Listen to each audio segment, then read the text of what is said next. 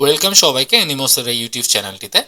আজকের প্রোগ্রামে আমরা দেখব ফ্লোর জেনারেটর। ফ্লোর কিভাবে জেনারেট করা যায় তার জন্য আমাদের প্রয়োজন একটা প্লাগইন। এই প্লাগইনের কিভাবে ফ্রি ডাউনলোড করবেন তার ডেসক্রিপশন বক্সে দেওয়া আছে, আপনারা ওখান থেকে ডাউনলোড করে নিতে পারবেন। সো ডাউনলোড করার পর আমাদের এই ধরনের একটা জিপ ফাইল দেখাবে, যে জিপ ফাইলটাকে আমরা আনজিপ করার পর এই ফোল্ডারটা দেখাবে।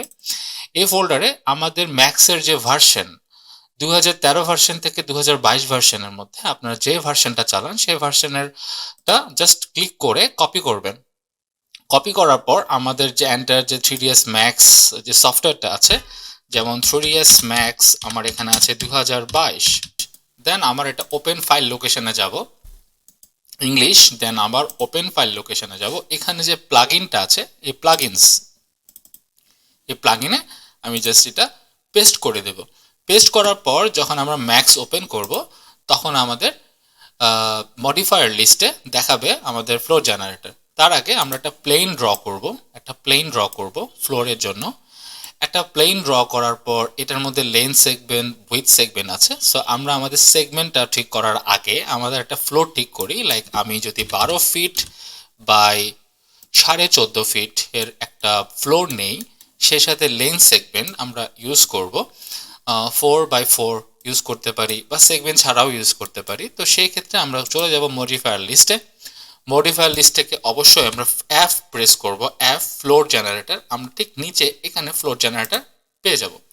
ফ্লোর জেনারেটর আসার পর আমরা দেখব এখানে ফ্লোর প্যাটার্ন আছে, floor pattern standard.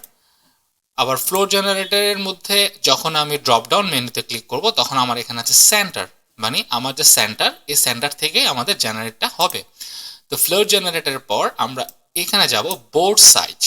Board size বলতে আমার এখানের মধ্যে আমরা কত বাই কত টাইলস নেব সেটা হচ্ছে ইম্পর্টেন্ট। যেমন আমরা ম্যাক্সিমাম লেংথ এখানে আছে, এখানে দিব 2 ফিট এবং ম্যাক্সিমাম উইথ দিব 2 ফিট। যদি আমরা 2 ফিট বাই 2 ফিটের ফ্লোর জেনারেটর করি তাহলে সেক্ষেত্রে 2 ফিট বাই 2 ফিট দিব। এবং সেই ক্ষেত্রে আমরা যদি একটু নিচের দিকে যাই আমরা দেখবো এখানে একটা এক্সট্রুড আছে এবং আছে বেভেল। এক্সট্রুড এবং বেভেল নান করে দেই, বেভেল আছে, বেভেলটা আমরা জাস্ট আমাদের মতো করে বেভেলটা ফিক্স করি, এক্সট্রুডটাও ফিক্স করি।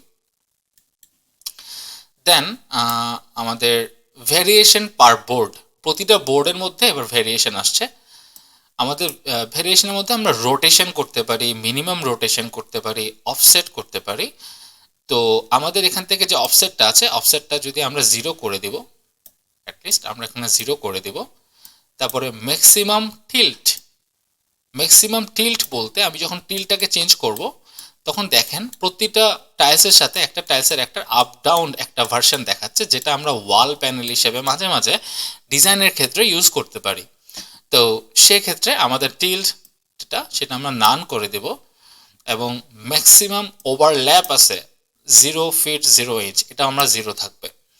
এবার আছে জেনারেল বলতে আমার এখানে স্কেলিং করা যাবে। লাইক 100 আছে, আমরা এখন স্কেল করতে পারবো, চাইলে এটাকে বাড়াতে পারবো, কমাতে পারবো। দেন এটার পজিশন আমরা চেঞ্জ করতে পারবো। আমরা এখন এটা ডিরেকশন দিব। ডিরেকশন বলতে আমরা যদি এটাকে রোটেট করতে চাই কতটুকু হিসেবে রোটেট করব, লাইক আমরা ধরেন এখান থেকে দিলাম 45 এন্টার অনুসারে আমার এটা রোটেট হয়ে যাবে। সো দেন আমরা এখান থেকে আমরা যদি একটা উডের প্যানেল দিতে চাই তাহলে আমাদের উইডথ থেকে লেংথটা একটু বেশি লাগবে, আমাদের লেংথটা বেশি লাগবে এবং উইডথটা আমরা কমিয়ে দেব।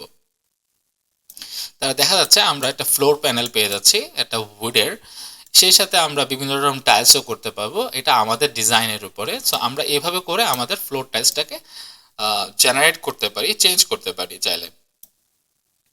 সো এখানে আসলে আর কোনো অপশন নেই, আমরা জেনারেল থেকে স্কেলিং করতে পারি এবং আমাদের যে অফসেট অপশন আছে, ভেরিয়েশন যে পার বোর্ড, প্রতিটা বোর্ডের অপশনগুলো আছে এই অপশনগুলো আমরা ক্লিক করে দেখতে পারি। That's it. এটাই হচ্ছে আমাদের ফ্লোর জেনারেটর এবং এর মাধ্যমে আমরা যখন ফ্লোর জেনারেট করব তাহলে রিয়েলিস্টিক একটা ফ্লোর আমরা জেনারেট করতে পারবো। সো আজকের লেসনটা হচ্ছে এতটুকুই। অসংখ্য ধন্যবাদ আপনাদেরকে এই লেসনটা দেখার জন্য।